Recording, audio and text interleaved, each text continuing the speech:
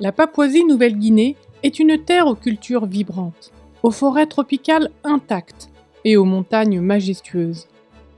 Nichée au cœur de ces reliefs accidentés se trouve l'école adventiste du ministère d'Omora, un lieu dédié à la formation des étudiants au travail missionnaire de première ligne. L'école a été fondée dans les années 1930, dans le but de former des missionnaires, en particulier des travailleurs de terrain, pour servir dans les régions les plus reculées du pays. Depuis des décennies, Omora est un pilier dans la formation de personnes sans formation théologique, les préparant à apporter l'évangile dans des endroits où peu osent s'aventurer. Aujourd'hui, l'école entre dans une nouvelle ère, marquée par une croissance sans précédent. L'école a été construite pour accueillir 200 étudiants. À l'heure actuelle, nous avons plus de 350 étudiants, ce qui représente une augmentation considérable par rapport à nos installations actuelles. Un tel niveau d'inscription est sans précédent dans l'histoire de l'école. Cette croissance a été alimentée par le succès de la campagne d'évangélisation La Papouasie-Nouvelle-Guinée pour le Christ, menée par le pasteur Ted Wilson en 2024. Des milliers de personnes ont été baptisées et de nouvelles églises ont été créées dans tout le pays, ce qui a créé un besoin urgent de missionnaires formés pour accompagner ces nouvelles communautés. Afin de préparer ces étudiants à un ministère efficace, Omora propose des matières spécialisées.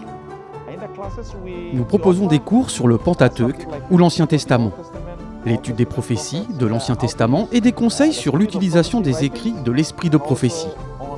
Les étudiants apprennent également l'interprétation des prophéties, en particulier la compréhension adventiste des livres de Daniel et de l'Apocalypse. Nous proposons également des cours de grec et d'hébreu. L'école de ministère d'Omora a formé de nombreux missionnaires influents. La plupart d'entre eux se trouvent dans les zones rurales. Ces zones sont des endroits très difficiles d'accès, où les transports ne peuvent pas facilement les desservir.